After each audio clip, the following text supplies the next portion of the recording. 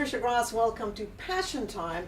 It is an honor and a humbling experience to have with me Radhanath Swami. He is so many wonderful things. He's a Krishna leader, community builder, an award-winning author, a bhakti yoga practitioner, spiritual teacher. He has created programs that feed thousands of children in India. He has a hospital in Mumbai, an eco-village. I'm sure there's more. He's a leader in the International Society for Krishna Consciousness, and it is an absolute honor to have you here with us in Passion Time. Thank you so very much. Oh, so grateful to be with you. Namaste. I want to ask you, Master, how was it that you found your passion? Because your book, which by the way, we're going to talk about his book today, and The Journey Within.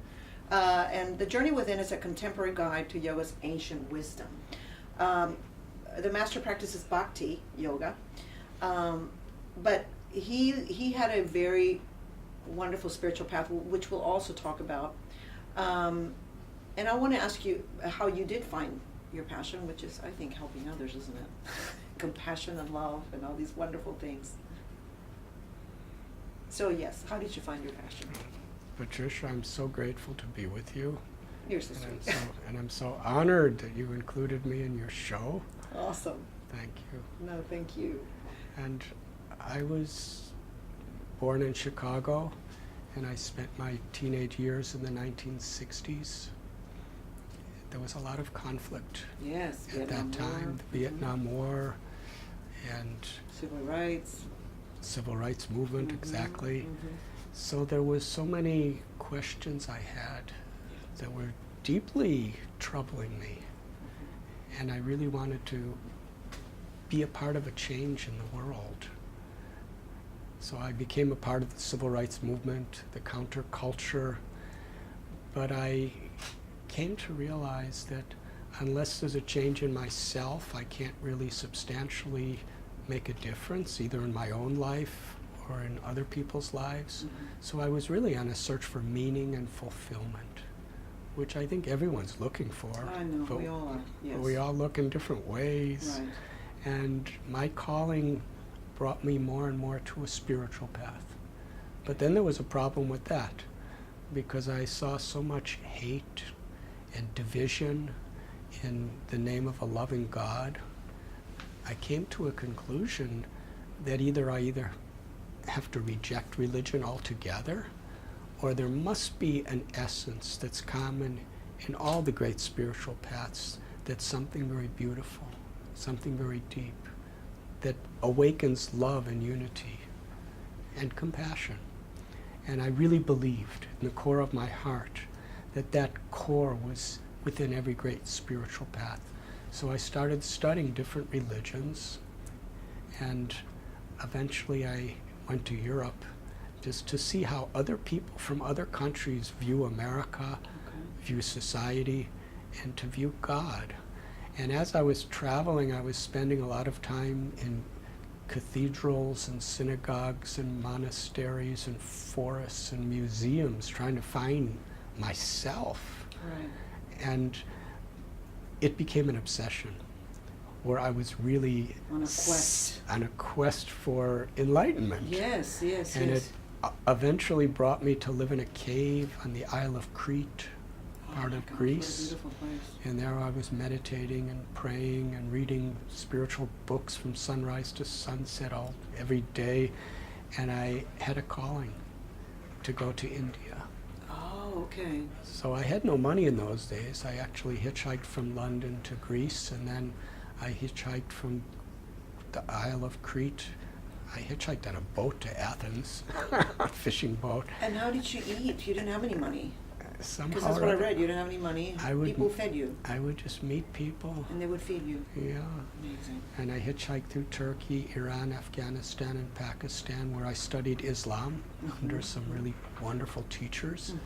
And then I came to India, and in the Himalayas I studied under various Hindu and Buddhist and yoga teachers, and I learned a lot living in the forests and in the jungles, and I had so many life-transforming experiences.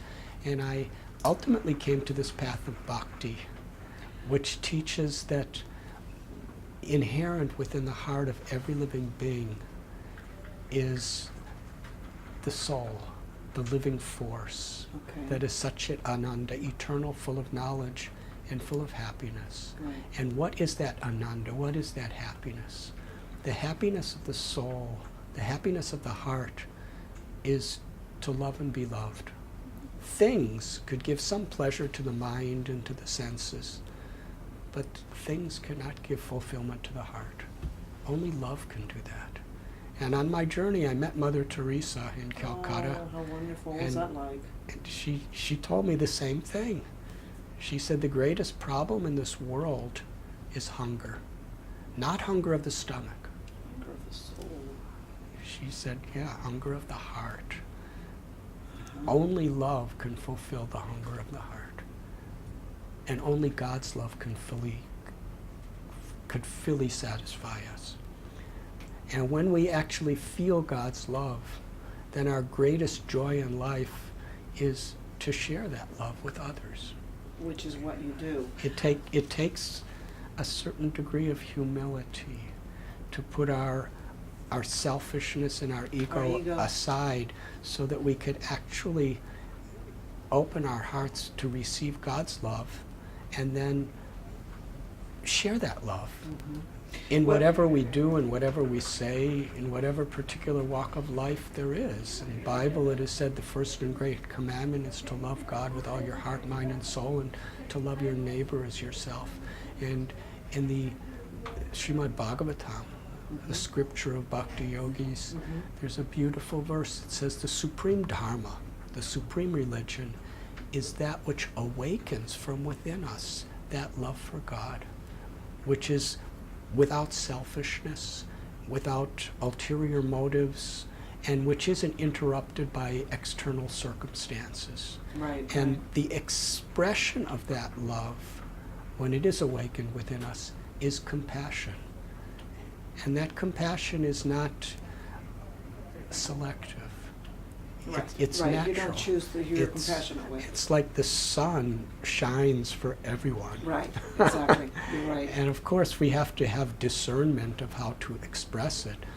But that experience of feeling and trying to act in such a way that we can be compassionate toward all living beings is what I found. That's a true religion, right?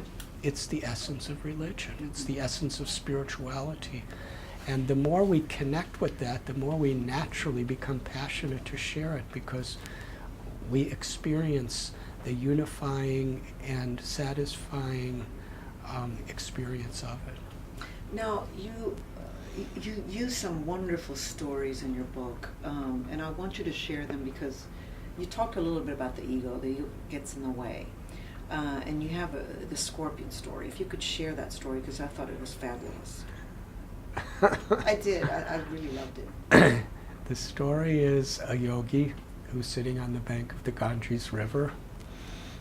And as he's sitting in meditation, he sees a scorpion in the current of the river, drowning and struggling for its survival, desperately. So the yogi reaches down with his hand to try to rescue that scorpion. And as he picks up the scorpion stings his hand. And it's such a jolt of pain. And again, it's desperately drowning in the river. A second time, he picks it up, and it stings him again. And this scorpion falls again. And just as he's about to pick that scorpion up a third time, somebody who was walking by and seeing this, he called out, "Why are you trying to save this being that's scorpion he's causing you so much pain?" Right. So after hearing this, the yogi again reaches his hand down and picks up the scorpion, and it stings him, but somehow or other, he throws the scorpion on the shore. And the scorpion just walks away, doesn't thank him, doesn't even acknowledge his existence, just walks away. And then the sage turns to the onlooker And he said it's the nature of a scorpion to sting. Right. And it's the nature of one who loves God to show compassion to others. Even if they hurt you. Now this is an extreme story. Right. And right. we and can't, you have to have boundaries too. we shouldn't necessarily imitate this. Right, right. But it does show the principle of a particular person's experience of Right. compassion. Right, exactly. And then there's a really funny anecdote, and this has to do with your parents. And you were raised in the Jewish faith, correct? Yes. And you also spoke to Jewish rabbis as well as Christians and Muslims and Hindus. But one story also was wonderful, which was the monkey story. When you're with your parents, and this is a real story, and I've had monkeys take my money too, so in Africa. So I want you to share that story too, because I think it teaches a wonderful lesson too. Well, my mother and father, when I came back from India in Right. 1972, it was a culture shock for me to come back to America after Yes, living I'm in sure. the jungles and Sure. riverbanks, and it was a culture shock for them because I left as a college student during a summer break, and I was supposed to come back after, this 2 months. And I came back years later as a very seasoned ascetic from an Indian Living tradition of right. spirituality. Mm-hmm. But somehow or other, because we had that bond of love for each other, we really saw beneath and Yes. within our differences in the unity of our affection for each other and our Yes. respect for each other. And eventually, about 17 years later, they came to India. That's awesome, yeah. And how they came to India is a really fascinating story, which we Yeah. can discuss another time. Sure. But they wanted to know what I was doing there. Right. So they what came. you were really doing. And they were so happy. Right. They were rejoicing. Static, yeah. Everything was just going so beautifully. They loved the people, they loved the traditions, they loved the principles. So things were just going so good. And then we decided to take them on a little sightseeing tour. So we took a boat from Mumbai to a place called Elephanta, which is an island. Mm-hmm. And there's these ancient caves that tourists like to go to. Now, to get to these caves from the dock where the boat landed, you have to walk through a little forest pathway. At least it was like that in those days. Yes, in those days, yeah. Now I'm sure it's all, So as protected. we're walking, this monkey, a brown monkey, a male monkey, Yeah, and a very big monkey too. Oh, God. He jumped right in front of my mother Mhm. and showed his fangs, Ooh. very sharp teeth, Right. and really made a very angry sound. Like, I want your purse. And my mother was Scared. quite horrified. Mm-hmm. Then the monkey grabbed her purse. And my mother held onto the purse very Like she hard, and could. the monkey pulled, and she pulled, and the monkey And the pulled, and monkey she won. pulled. And ultimately, the monkey jumped right into her face with his teeth showing very Oh, God. prominently. And she said, okay, And he screamed loudly I'm gonna and let go of my kicked her right in the chest. Oh, no. And she let go of the purse, and the monkey took it and ran and climbed up a tree. Right. My father said, everything of value that we have Is on in this that trip purse. is in that purse. Oh, my gosh. Both of our passports, my mother and father's, all our cash, all our credit cards, in those days, our airline tickets. Everything. And then my mother said, you brought us here. What are you going to do about this? And the monkey was way up in a branch, high up in a tree. So I closed my eyes and I said a little prayer because I really didn't know what So to you can do. That's what I did with my house flooded. I said a prayer. And when I opened my eyes, I happened to see a distance away along the pathway was a little cart on wheels where someone was selling fruit. Okay. So I ran over Right. and I asked him for a banana. Uh-huh. And he, Gave it to you. no, No, he wasn't charged me An arm and a leg. about 10 times more than the value of a Right. banana. Right.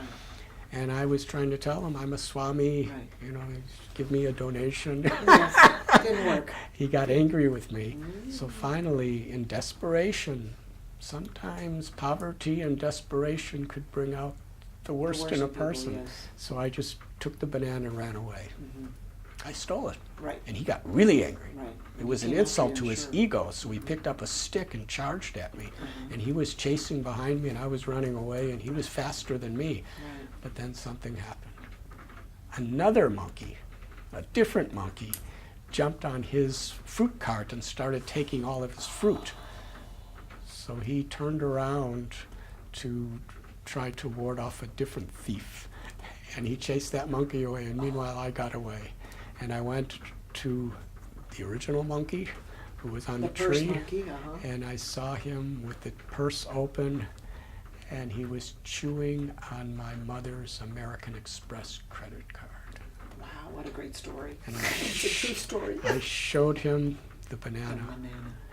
and he looked and he seemed to take interest in it. And the banana. And he took it. I threw it up, Right. and because I wasn't good at throwing, Uh-huh. it was not so close to him, so he had to jump to catch it. But as he jumped to catch it, the purse dropped to the ground. And everything fell out, and I put it back in, and I gave it to my mother. She was so proud of me. The prayer worked. My mother said, "You are so intelligent. You outsmarted that monkey." And my father said, "I am so proud of you." And they were embracing me. And That's a then great- everything was all right. But my mother, because it takes a motherly Sure. awareness, she was thinking of the fruit vendor. Right, right, right. She pulled out Back some there. rupees, some money, and gave said, it to "Please him. go pay the fruit vendor," Right. something I forgot about. Right. So I went and I gave it to him, and it was far more than he even asked me for. Right, right. So the fruit vendor was happy. Everybody My was mother happy. and father was happy.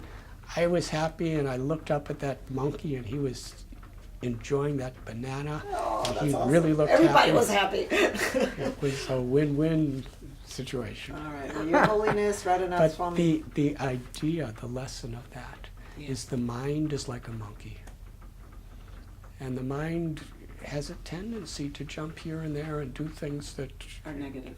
can hurt others Right. and hurt ourselves. Right. But if we experience something higher, something more satisfying, then the mind is satisfied. Right. So just as the monkey was more satisfied with the banana Mhm. than he was doing his troubling activities, Right. what's really satisfying to the mind and to the heart is to love, Right. to experience that peace within ourselves. And the journey within is to experience that peace, that experience that happiness, which actually makes the monkey of the mind very quiet, very friendly. Oh, okay. All right, Your Holiness, thank you so much. The name of the book is The Journey Within, Exploring Path of Bhakti, which is a type of yoga, and Contemporary Guide to Yoga's Ancient Wisdom. Thank you so much for joining us. It has been a wonderful pleasure. It's to talk really to you. my pleasure to And be the with book you. has many stories like this one, so you got to read it.